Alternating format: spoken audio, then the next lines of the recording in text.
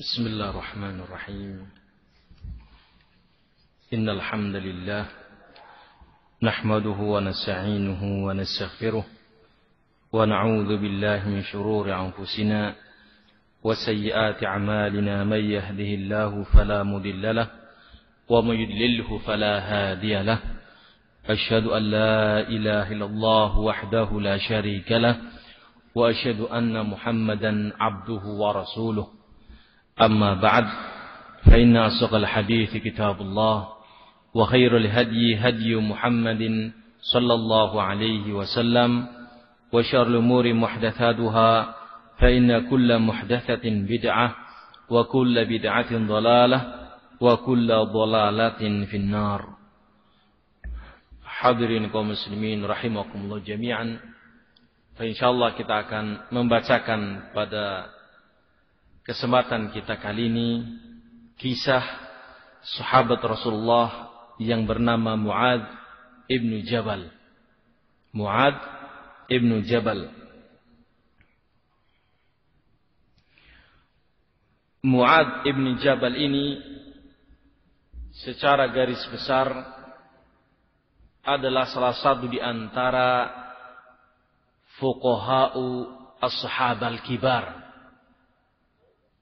Faqih, ahli faqihnya, ulamanya para sahabat. Di antara para ulama-ulama yang ada di waktu itu. Di antaranya adalah Mu'adz ibnu Jabal. Dan beliau adalah da'i yang ditunjuk langsung oleh Rasulullah. Hal ini menunjukkan kepercayaannya Rasulullah dan pengetahuannya Rasulullah terhadap sosok yang bernama Mu'adz ibn Jabal ini, tentang kedalaman ilmunya beliau. Kita akan bacakan di sini kisahnya Mu'adz ibn Jabal. Kata beliau, pengarang kitab Suwarun min Hayatis Sahabah mengatakan, "Lamma asyraqat jaziratul Arab binuril huda wal haqq, kana al-ghulamul yathribi Mu'adz ibn Jabalin فتى يافعا وكان يمتاز من أطرابه بحدة الذكاء وقوة العارضة ورعاة البيان وعلو الهمة." Ketika mulai Rasulullah sallallahu alaihi wasallam mendakwahkan Islam di jazirah Arab, yang pertama kali adalah di Makkah. Dan di waktu itu kisahnya ini dimulai beliau belum hijrah ke kota Madinah. Kana al-ghulam al-yathribi. Di waktu itu juga Mu'adz ibnu Jabal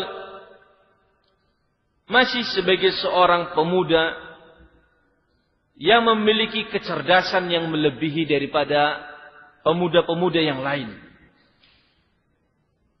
Beliau ini seorang yang mampu berbicara dengan bagus, susunan bahasa, kata-katanya, sehingga terkenal bisa menjelaskan satu bidang ilmu dengan sangat jelas. Ini Mu'adz ibn Jabal. Dan beliau seorang yang pemuda yang memiliki ulul himmah, kesemangatan yang tinggi, melebihi dari pemuda-pemuda yang seumurnya. Namun di waktu itu Rasulullah belum ke kota Madinah. Dan Mu'adz bin Jabal mendengarkan dakwah dari da'inya Rasulullah yang pertama kali ke kota Madinah, Mus'ab ibn Umair. Kita baca di sini keterangan dari beliau. Aslamal fata Mu'adz ibn Jabal ala yadi da'iyat al-Makki Mus'ab ibn Umair. Mu'adz ibn Jabal masuk Islam di tangannya seorang da'i dari kota Mekah. Sahabat Rasulullah yang pertama kali diutus ke kota Madinah. Yakni siapa? Mus'ab ibn Umair. Melalui dakwahnya Mus'ab ibn Umair ini, Mu'adz ibn Jabal mendapatkan hidayah dari Allah untuk masuk ke dalam Islam. Di waktu itu Rasulullah masih di kota Makkah. Wa fi lailatul aqabah imtaddat yadahu al-fatiyah fasafahat yad an-nabi al-karim wa bay'atuhu. Ketika di malam Aqabah, kita mengenal kisahnya, begitu Mus'ab ibn Umair berdakwah di kota Madinah dan banyak di antara mereka masuk Islam, mulailah penduduk Madinah mengutus beberapa orang untuk bertemu dengan Rasulullah di kota Mekah. Tepatnya di tempat Aqabah, tempat melontarkan jumrah. Bertemulah utusan dari kota Madinah ini bersama Rasulullah sallallahu alaihi wasallam di Mekah. Di waktu itu belum ada hijrah ke kota Madinah. Di antara yang diutus, kita lihat kata beliau, faqad kana Mu'ad ma'rahtil 72 alladziina qasadu Makkah. Mu'ad adalah salah satu di antara 72 orang yang diutus dari kota Madinah menuju Makkah guna menemui Rasulullah Muhammad sallallahu alaihi wasallam. Kita tahu itu adalah dengan izin Allah, dengan sebab dakwahnya Mus'ab ibn Umair, kota Madinah mulai beriman lebih banyak daripada orang-orang yang di kota Makkah. Nah, di waktu malam itulah Mu'ad ibn Jabal bersama 72 orang masuk ke kota Makkah dan berjumpa dengan Rasulullah dan berbaiat kepada beliau. Di malam itu, di malam Aqabah itu. Liyas'adu biliqai Rasulillah wa yashrufu bi bai'atihi wa liyahudhu fi safi tarikh aw ra'a safhatin awzaha. Kata beliau, maka tercatatlah dalam sejarah nama Mu'ad ibni Jabalin, seorang pemuda yang cerdas. Beliau adalah seorang di antara beberapa orang Madinah yang pertama-tama berbaiat kepada Rasulullah dan menyatakan iman kepada Rasulullah sallallahu alaihi wasallam. Dan di waktu itu beliau masih sebagai seorang pemuda, namun sudah memiliki kesemangatan talabul ilmi. Kita lihat kisah selanjutnya. Wa ma in 'ada al-fata min Makkah ila al-Madinah hatta kawanahu wa nafarun saghirun min ladatihi jama'atan likasr al-awthan wa intiza'iha min buyut al-musyrikin fi Yathrib fi sirri aw fi al-'alan wa kana fi min athari harqatihi al-fatayan as-sighar an aslama rajulun kabirun min rijalat Yathrib huwa Amr ibn al-Jamuh. Begitu rombongan ini pulang ke kota Madinah, 72 utusan tadi pulang ke kota Madinah. Di antaranya adalah Mu'ad ibn Jabal.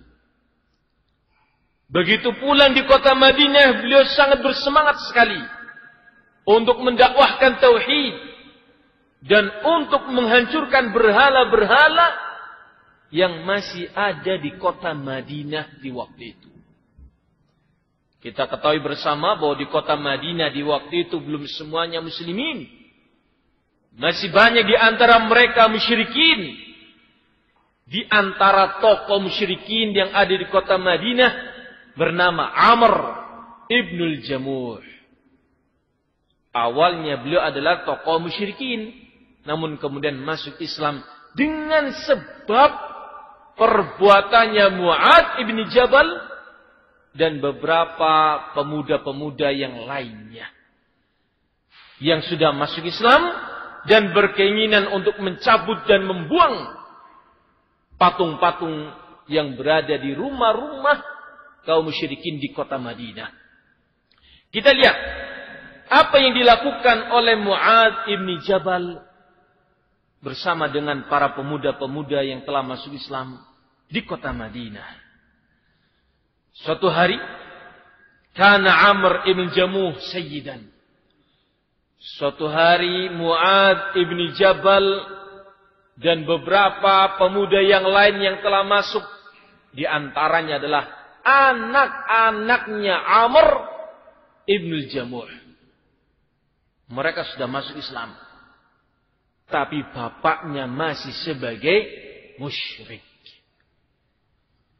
Mu'adz ibn Jabal bersama anaknya Amr ibn Jamuh yang telah masuk Islam melakukan sebuah aksi menghancurkan berhala-berhala. Di antaranya berhalanya Amr ibn Jamuh dilakukan oleh Mu'adz dan teman-teman seumurnya yang telah masuk Islam. Kita lihat sejarahnya Amr ini. Kana Amr ibn Jamuh sayyidan min sadati Bani Salamah wa syarifan min asyrafihim.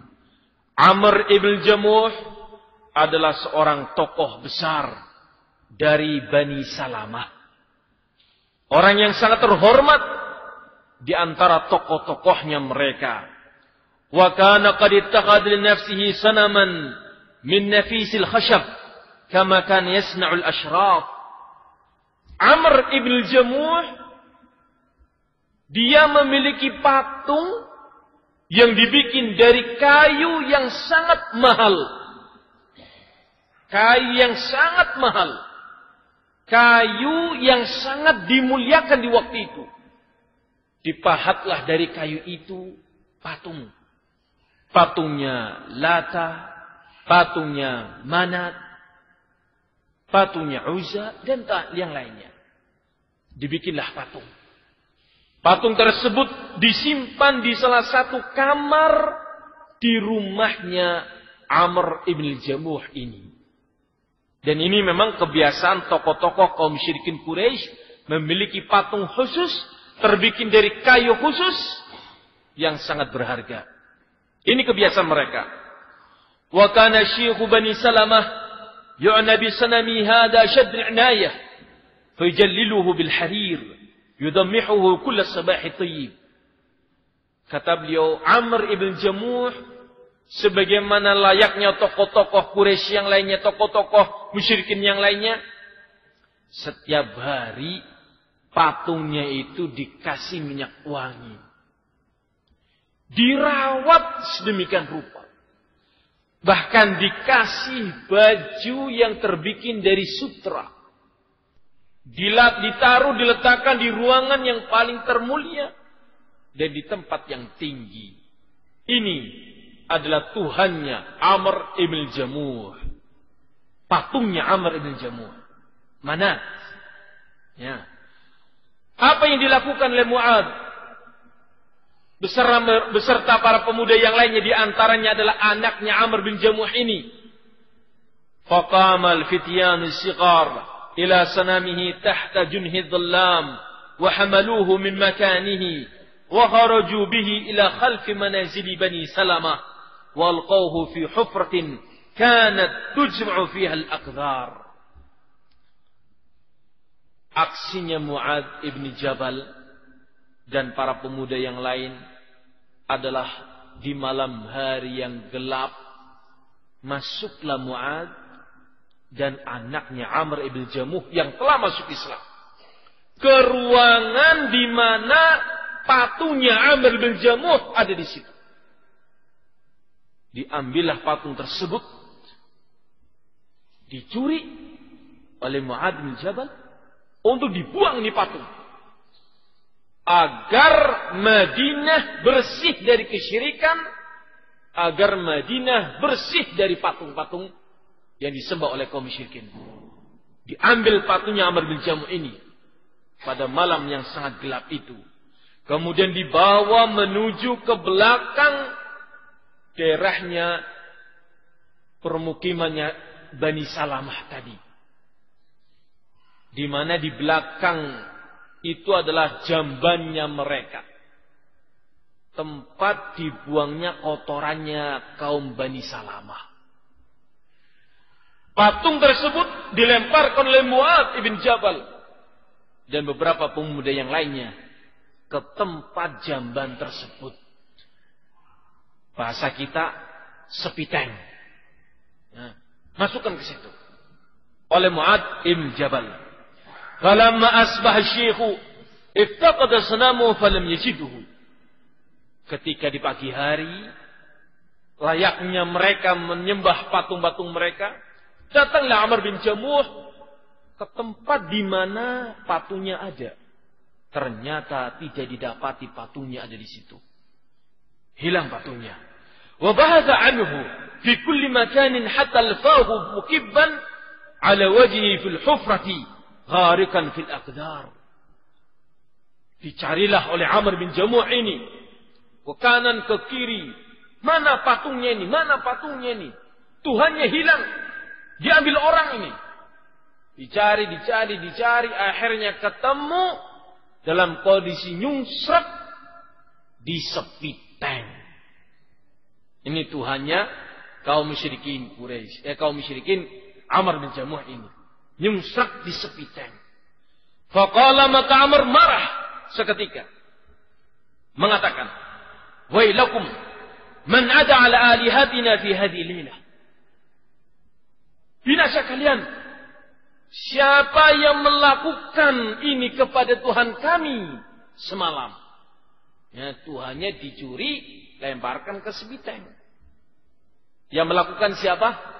Mu'adz ibn Jabal dan beberapa pemuda-pemuda yang lain yang telah masuk Islam. Kama akhrajahu wa ghassala wa tahara wa tatayyabahu wa 'adahu ila makanihi wa qala lahu ay manat wallahi law anni a'lamu man sana'a bika hadha la ghazaituh. Maka Amr bin Jamuh mengambil patungnya tadi dari sepiteng tersebut, dicuci, dimandikan, dilap dan dikasih minyak wangi, dikasih baju yang baru lagi. Dipasang di tempatnya kembali untuk disembah. Jadi Tuhannya sudah pernah jatuh di sepiteng, disembah oleh dia lagi. Na'udzubillahi min dzalik. Maka Amr bin Jamuh mengatakan kepada Tuhannya, wahai Manat, demi Allah, jikalau aku tahu siapa yang melakukanmu tadi malam, aku akan siksa orang itu. Ini ucapannya siapa? Amr ibn Jamuh, salah satu tokohnya kaum musyrikin yang berada di kota Madinah. Falamma amsa asy-syaikh wa nam tasallal al-fityatu ila sanamihi wa fa'alu bihi ma fa'aluhu fil lailati sabiqah. Malam yang kedua setelah Amr bin Jamuh ini menyembah, melakukan penyembahan kepada patungnya tadi, tertidur lelap di kamarnya. Maka Mu'adz beraksi lagi di malam yang kedua tersebut, masuk ke ruangan tadi bersama anaknya yang telah masuk Islam, anaknya Amr bin Jamuh yang telah masuk Islam. Diambil kembali patungnya dan dilemparkan kembali ke sepiteng tadi, tempat pembuangan kotoran. Ini yang kedua kalinya yang dilakukan oleh Mu'adz bersama teman-temannya dari kalangan para pemuda.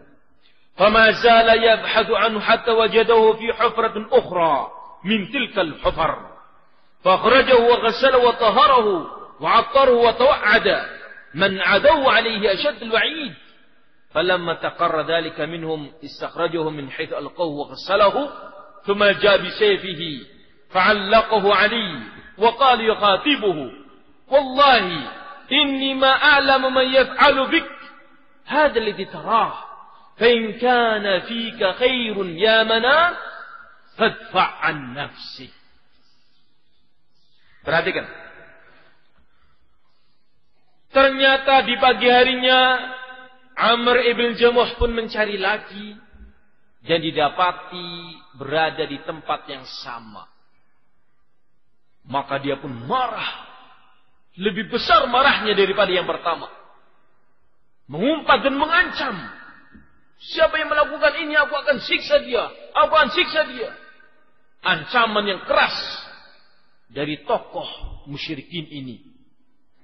Diambillah patung itu, dicucikan, dimandikan, dikasih minyak wangi kembali, ditaruh lagi di tempatnya untuk disembah lagi.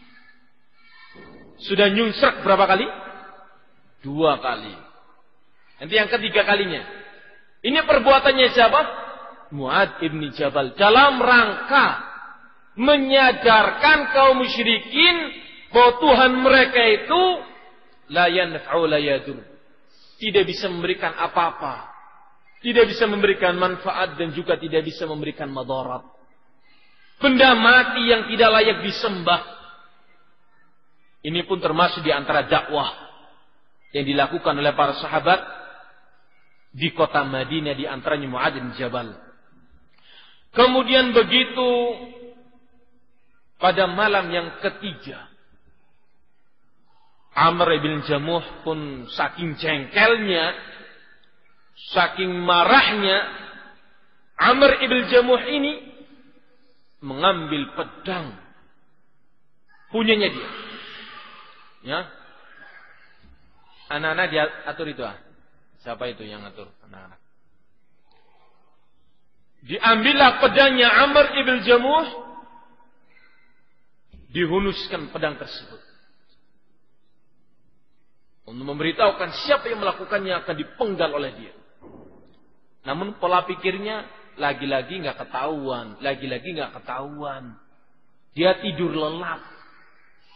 Maka dia punya rencana, memajabi sayfihi, ambil pedangnya oleh dia, dihunuskan. Apa dia pikir? Fa'allaqa ali, pedangnya pun akhirnya dikalungkan ke lehernya patung tersebut. Wa qala yukhatibuh, kemudian Amr Jamuh mengatakan kepada patungnya, wallahi, demi Allah, seandainya aku tahu siapa yang melakukan perbuatan ini, aku akan penggal dia. Namun aku tidak tahu. Maka aku kalungkan pedangku ini kepadamu, wahai Manat. Ini Tuhannya patung yang diberi nama apa? Manat. Aku kalungkan pedangku ini di lehermu. Fa in kana fika khairun, jikalau kamu memang Tuhan yang baik, maka lawanlah nanti malam siapa yang datang kepadamu. Benda mati, dia nggak bisa ngomong apa-apa. Kalungkan pedangnya di lehernya, maka dia pun pergi tidur. Ya, sekarang pedangnya berada di mana? Lehernya si patung tersebut. Wahada syaifu ma'ak. Ini pedangku, saya letakkan di lehermu. Pergi dia. Karena apa? 2 kali tidak kedapatan. Ya tentunya patungnya ini kan yang mendapati siapa yang melakukan. Kalau memang kamu memang betul-betul Tuhan, lawan dia dengan pedangku ini. Nih, saya kasih kamu pedang. Wah, Tuhannya goblok berarti ya. Tuhan-Tuhanan memang. Falamma amsa syekh wa nama adal fityatu ala sanam wa akhadhu as-sayf al-mu'allaq fi raqabatihi wa rabatuhu bi'unuki kalbin mayyitin walqawhuma fi hufratin min tilka al-hufar. Falamma asba syekh jadda fi talab sanamihi hatta wajadahu mulqan bain al-akfar makrunan bi kalbin mayyitin munakkisan ala wajhihi. Inda dhalika nadhara ilayhi wa qala tallahi la kunta ilahan lam takun anta wa kalbun wasta bi'rin fi qarnin. Di malam itu, malam yang ketiga, Amr bin Jamuh tidur lelap di kamarnya. Maka di malam yang gelap tersebut, Mu'adz ibn Jabal bersama beberapa pemuda yang lainnya melakukan aksi yang ketiga kalinya. Kali ini aksinya lebih sadis lagi. Membikin Tuhan Manat ini labakan tidak karuan. Ya. Diambillah oleh Mu'adz aghadha syayf al-mu'allaq fi raqabati. Diambil pedangnya oleh Mu'adz dari lehernya patung tersebut. Warabatuhu bin'uni kalbin mayyit. Kemudian pedangnya tadi diikatkan di leher anjing yang telah mati. Bangkai anjing. Dicari bangkai anjing. Ada bangkai anjing nih. Bangkai ini. Bangkai anjing bersama Tuhan Manat, bersama pedangnya diikat jadi satu oleh Mu'adz ibn Jabal ini. Ya. Kemudian dilemparkan kembali ke sepiteng lagi. Ini aksinya Mu'adz ibn Jabal. Ya. Maka Amr ibn Jamuh ini pun kemudian di pagi harinya mencari lagi patungnya. Didapatilah patungnya di tempat yang sama. Lebih terkejut lagi, makrunan bikalbin mayyit. Terkejut. Loh, patungku terikat dengan bangkai anjing. Waduh, ini Tuhan-Tuhanan ini. Mulailah dia pun berfikir dengan itu. Inda dzalika nadhar ilaihi wa qal, di saat itulah Amr ibn Jamuh pun sadar. Dia seraya melihat patungnya yang terikat dengan bangkai anjing dan pedangnya di sepiteng tadi. Dia pun mengatakan, Tallahi demi Allah, kalau kamu memang Tuhan, kamu tidak akan seperti ini. Pahamlah dia bahwa sesungguhnya Manat itu bukan Tuhan yang layak disembah. Itu hanya patung bikinan manusia. Tidak bisa menyelamatkan diri sendiri. Tidak bisa melindungi diri sendiri. Apalagi melindungi orang-orang yang menyembahnya. Sadarlah dia. Thumma aslama Syekh Bani Salamah wa husna islamu. Kemudian masuk Islamlah Amr bin Jamuh ini dengan sebab perbuatannya Mu'adz bin Jabal dan beberapa pemuda-pemuda yang lain. Ini dilakukan oleh Mu'adz karena memang Islam mulai tersebar di kota Madinah. Kemudian kita masuk ke kisahnya Mu'adz bin Jabal sendiri.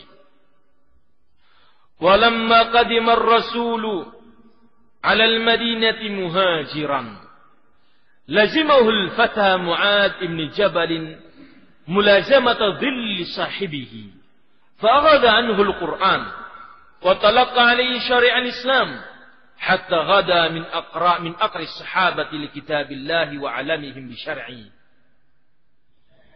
Ketika Rasulullah sudah hijrah ke kota Madinah, Mu'adz bin Jabal bermulazamah dengan Rasulullah. Mu'adz bin Jabal menghabiskan waktu dan hidupnya untuk selalu bersama Rasulullah sallallahu alaihi wasallam. Dan di waktu itu beliau adalah seorang pemuda.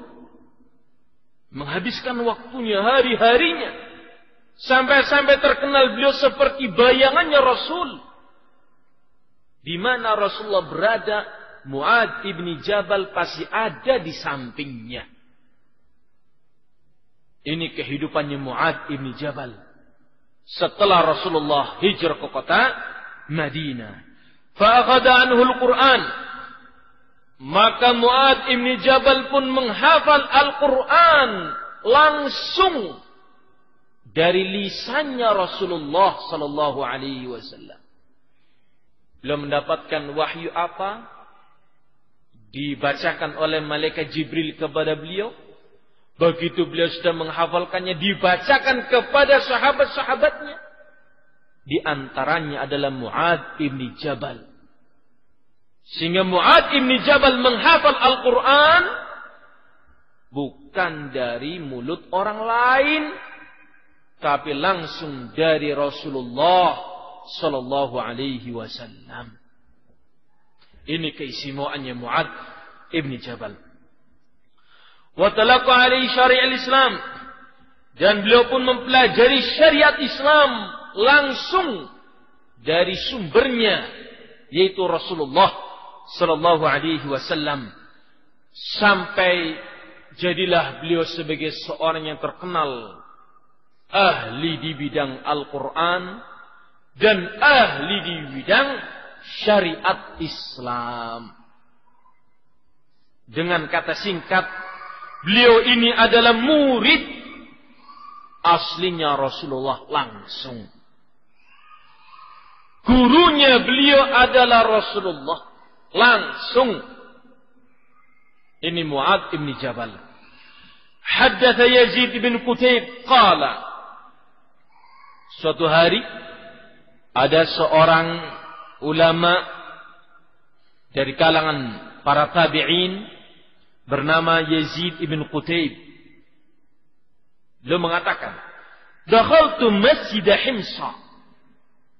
Aku pernah masuk ke masjid di negeri Hims. Sebuah nama. Ada Damaskus, Palestina, ada Hims. Aku pernah masuk ke masjid Himson. Hims. Faida ana bifatan jadi sya'r. Qad ijtama haulahu nas. Aku dapati di masjid itu ada seorang pemuda yang rambutnya tebal hitam. Aku lihat pemuda tersebut dikitari oleh manusia yang sangat banyak sekali, sedang berceramah tentang ilmu agama. Fa idza takallama kana man yakhruju min fihi nurun wa lu'lu'un. Kalau pemuda ini berbicara, seakan-akan keluar dari mulutnya cahaya intan berlian dan yang semisalnya. Dan beliau belum tahu pemuda ini siapa namanya. Belum tahu. Fakultu man hada. Aku bertanya kepada hadirin yang ada di waktu itu, siapa pemuda ini? Ucapannya sangat indah. Untaian katanya sangat bagus. Dan dalilnya sangat kuat. Ilmunya sangat dalam. Siapakah pemuda ini? Qalu Mu'adz ibn Jabal. Ini adalah Mu'adz ibn Jabal, sahabat Rasulullah sallallahu alaihi wasallam. Warwa Abu Muslim al-Khawlani qala ataitu masjid Dimashq fa idha halqatun fiha kuhulun min ashabi Muhammadin sallallahu alaihi wasallam. فإذا شاب فيهم أكحل العين براق الثنايا كلما اختلفوا في شيء ردوه إلى الفتى فقلت لجليس لي من هذا فقال معاذ ابن جبل. Suatu hari diriwayatkan oleh seorang yang bernama Abu Muslim al-Khawlani,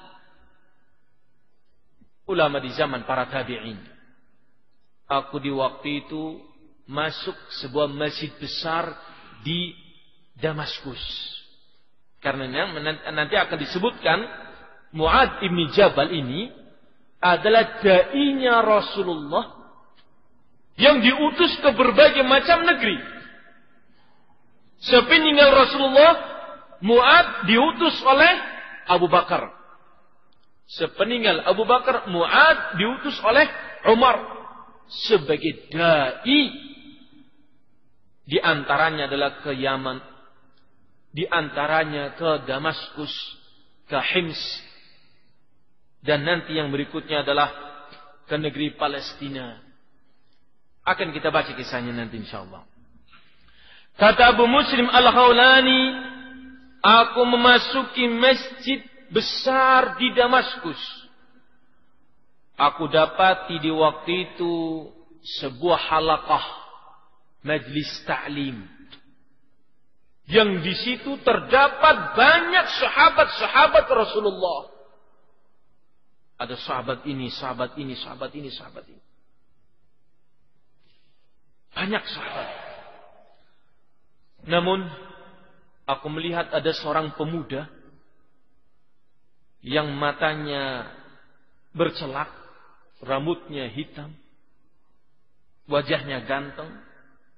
Aku lihat pemuda ini, kalau ada pembicaraan di antara sahabat-sahabat yang ada, perbedaan di antara mereka, maka perbedaan itu dikembalikan kepada pemuda ini. Sepertinya pemuda ini kok utama sekali.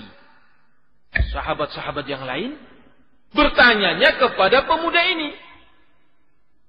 Maka Abu Muslim Al-Khawlani ini bertanya-tanya, hebat betul pemuda ini. Umurnya belum tua, namun sebagai sumber ilmu di kalangan para sahabat.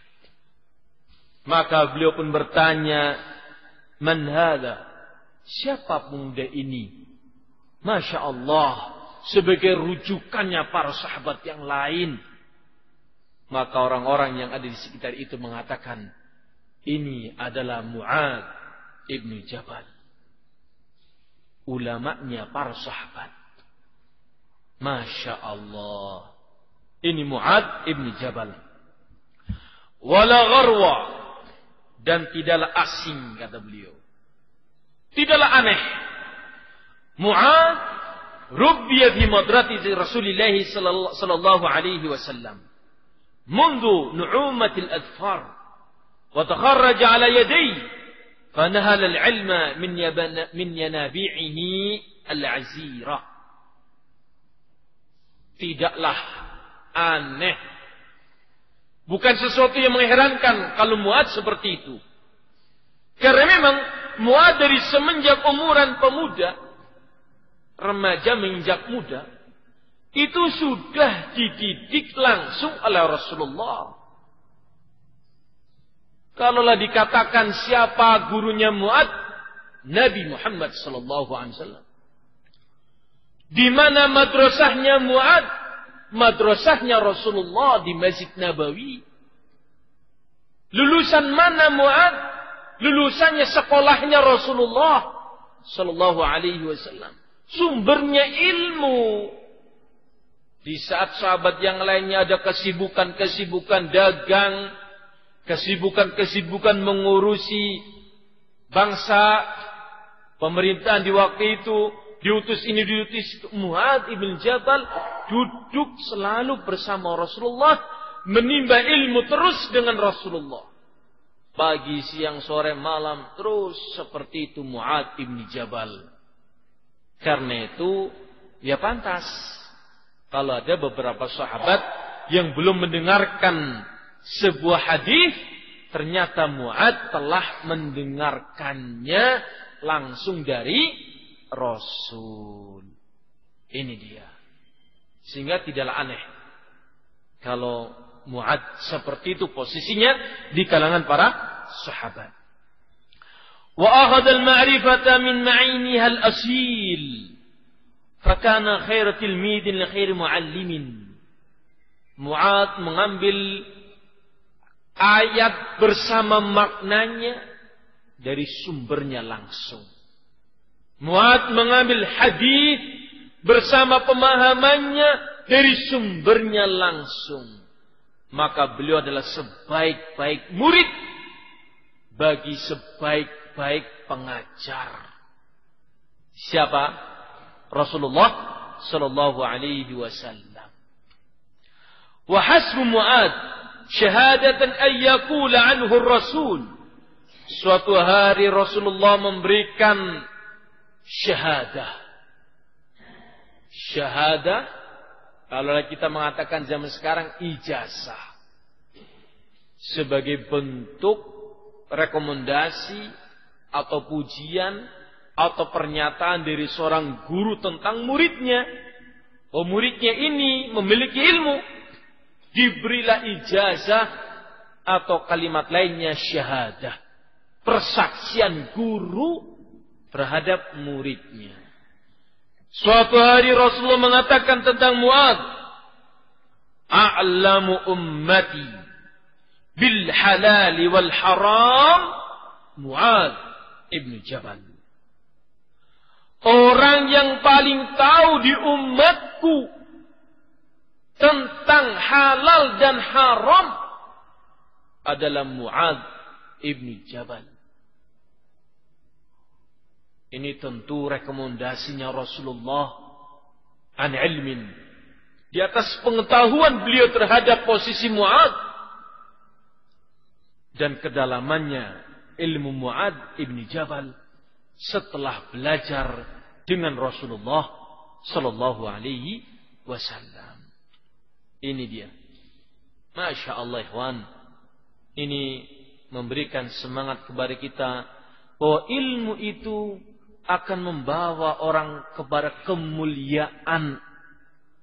Ilmu akan membawa pencarinya kepada tempat yang sangat terhormat. Walaupun usianya masih muda. Ketika memiliki ilmu, orang-orang tua yang ada di waktu itu bertanyanya kepada Mu'adz. Walaupun umurnya masih muda. Bukan umur yang sebagai tolak ukur, namun ilmu. Kemudian barulah umur yang matang. Hadirin kaum muslimin rahimakumullah jami'an. Kita lanjutkan dalam membaca kisahnya. Wa hasbuhu fadlan ala ummati Muhammadin annahu kana ahadan nafari sittah alladhina jama'u al-Qur'an ala ahdi Rasulillah sallallahu alaihi wasallam. Dan di antara keutamaannya Mu'adz ibn Jabal bagi umat Islam ini sampai yaumul kiamat adalah Mu'adz ibn Jabal adalah seorang di antara 6 yang ditunjuk untuk menguasai ilmu Al-Quran. Hafal Al-Quran Mu'adz ibn Jabal.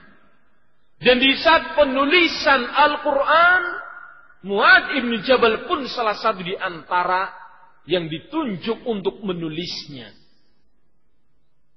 Jadi dari sisi bacaan, beliau menguasai. Dari sisi huruf, suratan, ayat, beliau menguasai. Dari sisi tafsir, makna, beliau menguasai. Ini menunjukkan keutamanya Mu'adz, jasanya Mu'adz ibn Jabal bagi umat Islam. Sampai hari ini kita bisa membaca Al-Quran dengan mudah.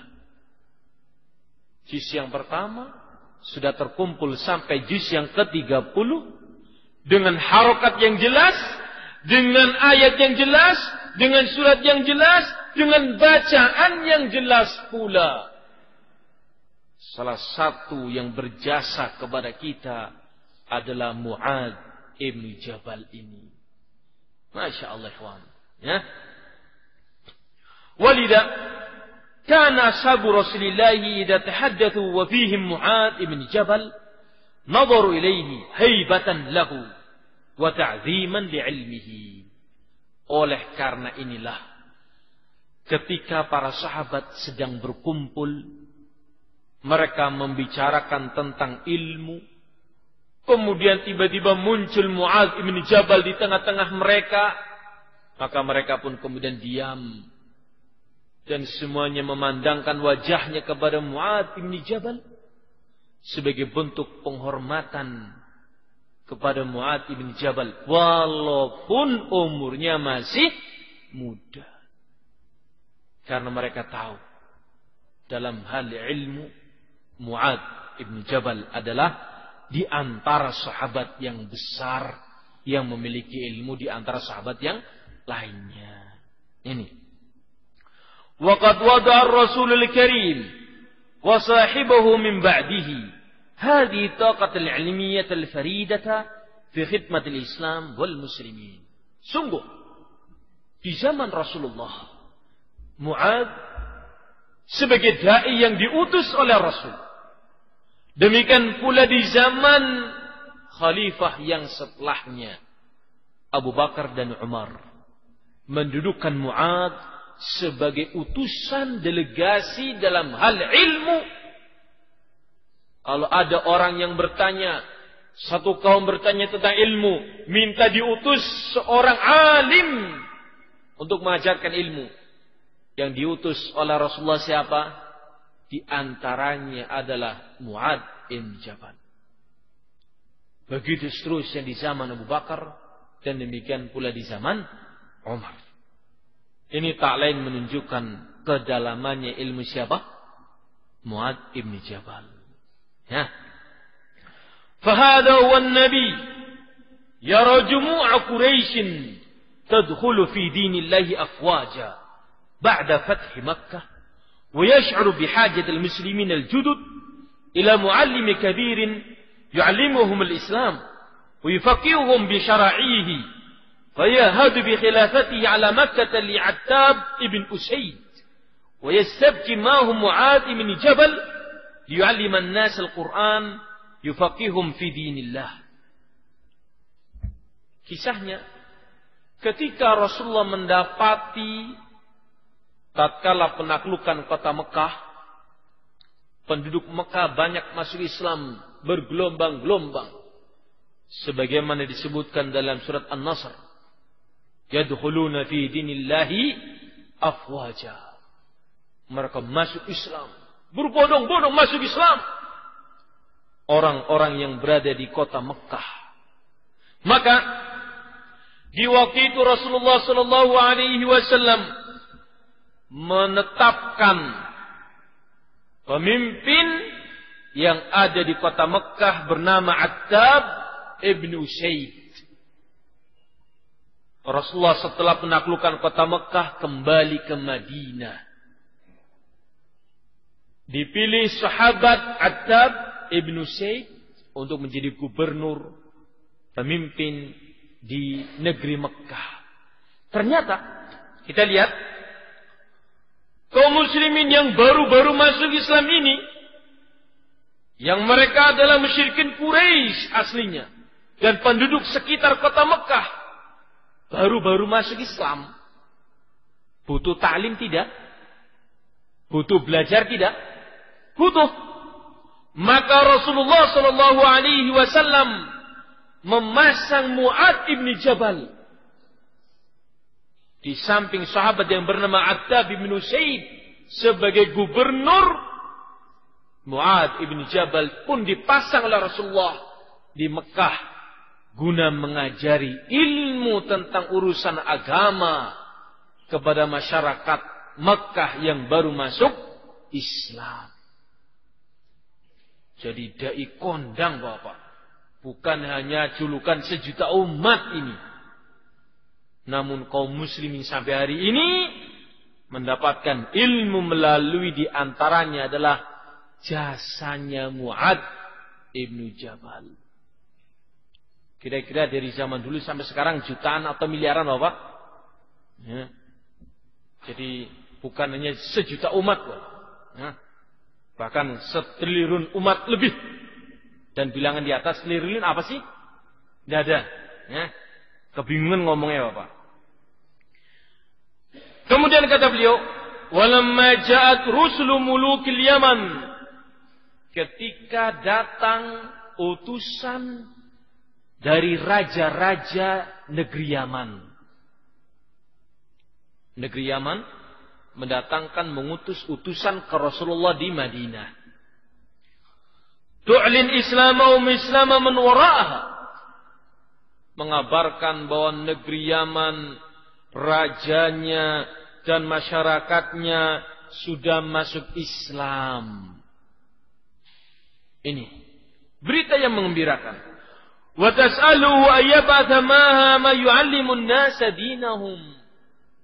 Maka utusan ini meminta kepada Rasul agar mengutus seorang dai ke negeri Yaman yang dulunya di antara mereka musyrikin, di antara warga Yaman ahlul kitab, dari kalangan Nasara, Yahud dan Nasara. Karena memang agama yang ada di waktu itu sebelum Nabi kita Muhammad sallallahu alaihi wasallam adalah ahlul kitab.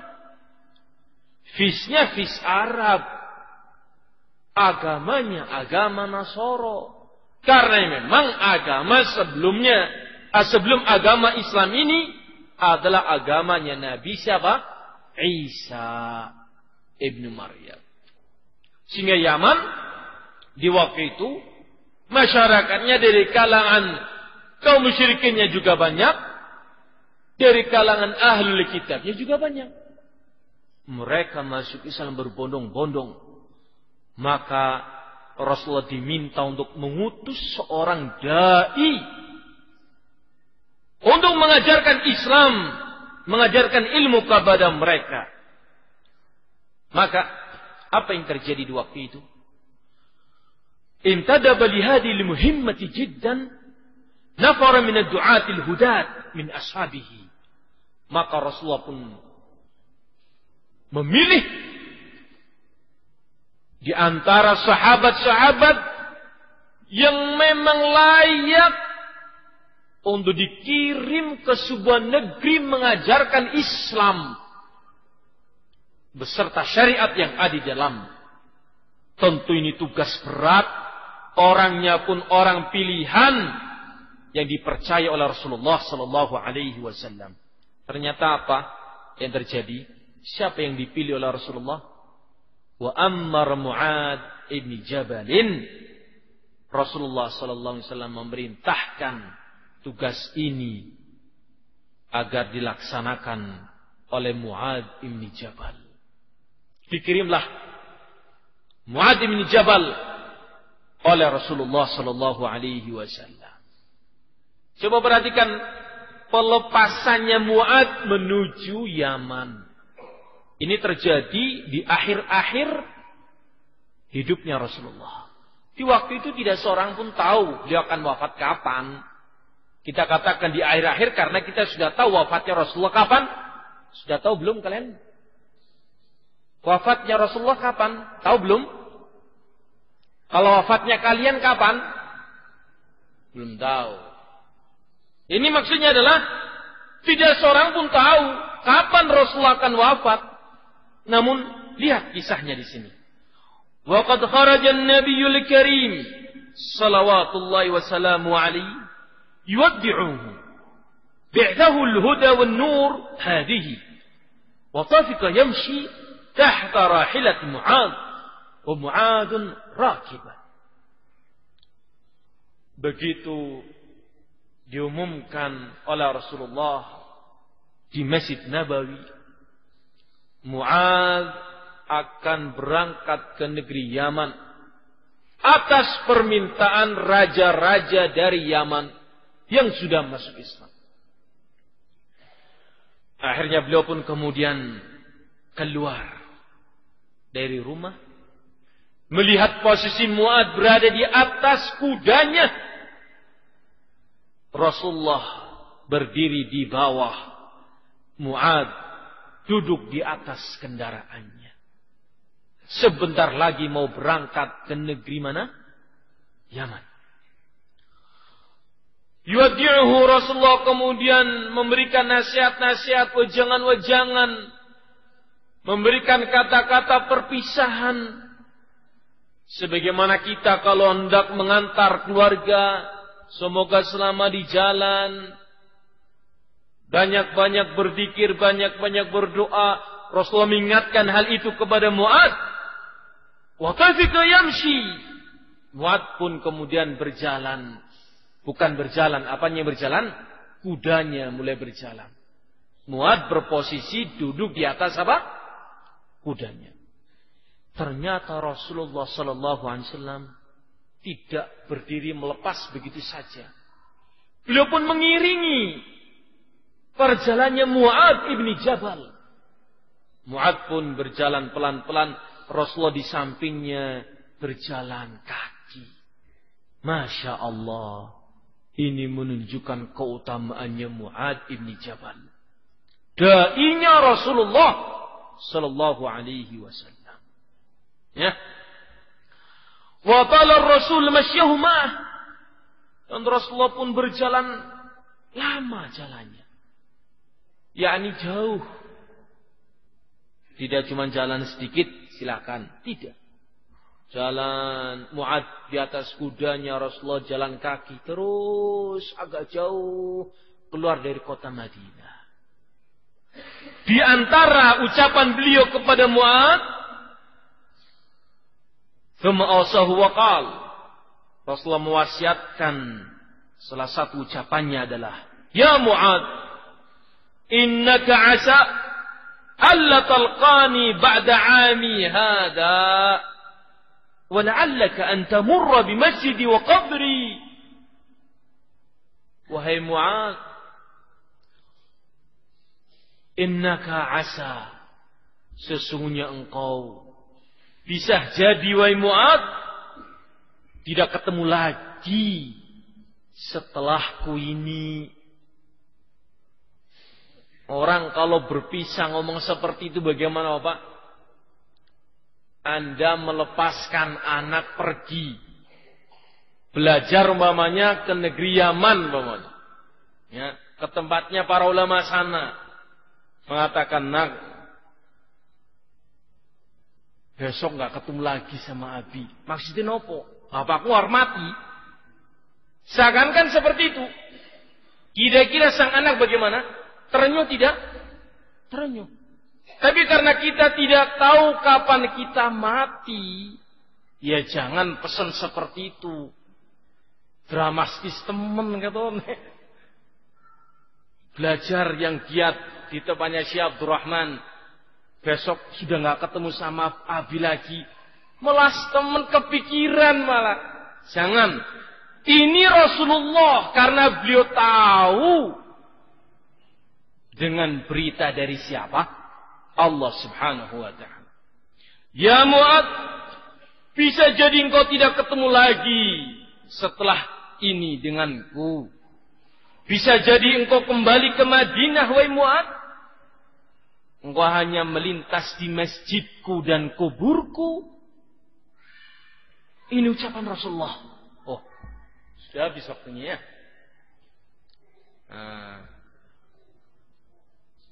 5 menit lagi. 5 menit lagi azan ya. Muadzinnya mas, siapa muadzinnya? Hah? Enggak ada muadzinnya. Kalau enggak ada muadzinnya sudah enggak usah azan, bablas saja. Kita sebut yang terakhir. Fabaka Mu'adz jaza'an.